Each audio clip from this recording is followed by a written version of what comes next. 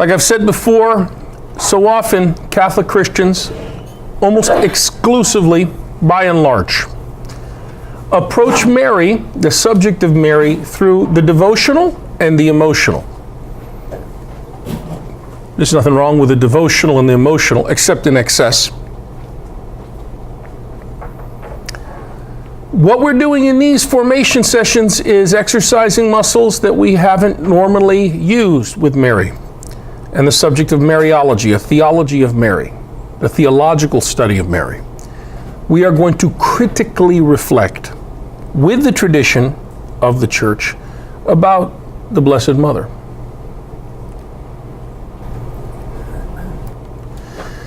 The material consequences of the Industrial Revolution are on ready display for any of us, eagerly sought by most people most of the time.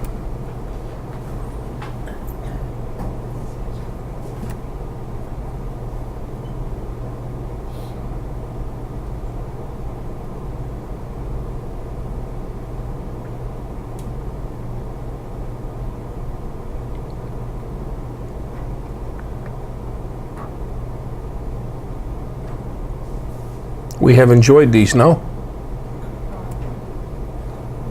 But it's not all enjoyments.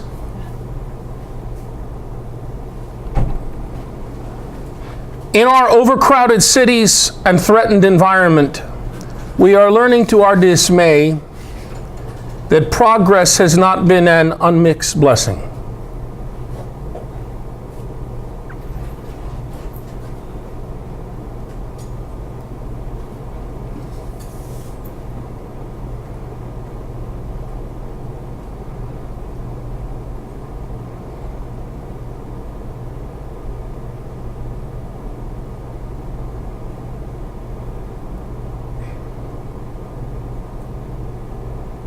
How much sea life is dying?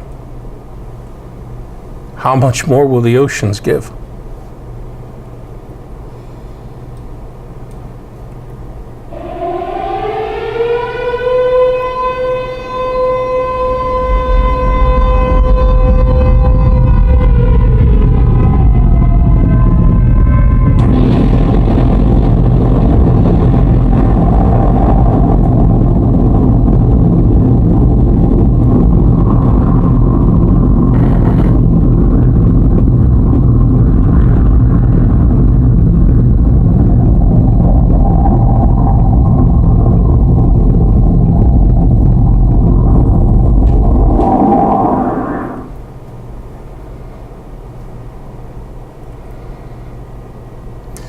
In fact, the vast majority of social critics, theologians, poets, philosophers, artists, and even politicians, even psychopathic politicians, have agonized endlessly over the value of the changes modernity has wrought.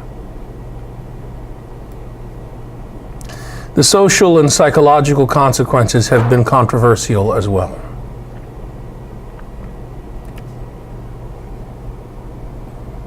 If we Catholics and other Christians had a better sense of history, we could appraise the current developments in church life and church theology with a greater measure of calm and balance.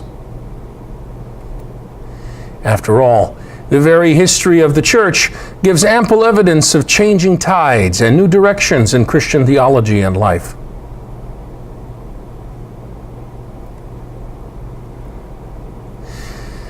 In the 4th and 5th centuries, the primary concern of Christian theology centered on the questions of Christology, the problem of the person and ministry of the Lord Jesus, and the Trinity, the triune God. Why? Because the earliest challenges to the gospel were directed in these central areas. And that is where all the energies of the church in the 4th and 5th centuries were focused. Arianism, one of the most damaging heresies of the early church, denied the equality of the Son of God with the Father.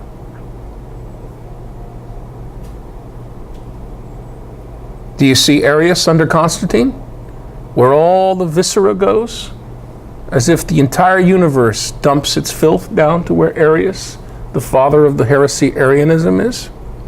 Do you see Constantine made to look like an image of Christ above, sitting as if on sky vault?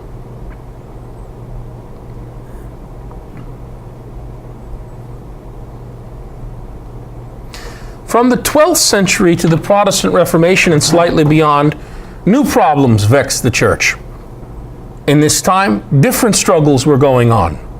Much effort here and at this time was expended on the question of sacramental causality, and later on the problem of the hierarchical structure of the church. The mystery of grace, and particularly the relationship between God's omnipotence and human freedom, was an issue of major theological controversy in the post-Reformation period.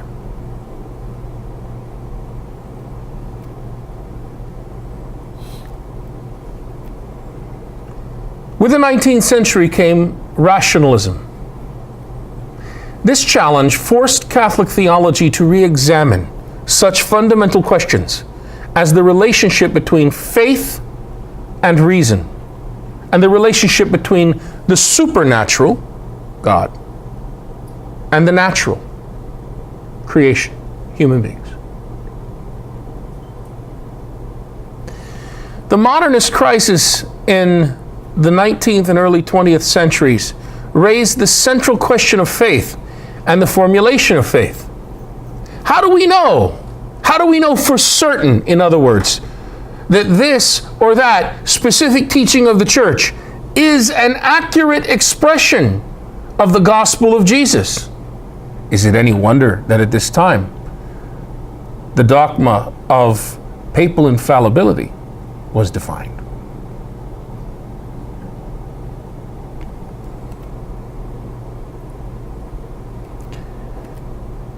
But what about our own times?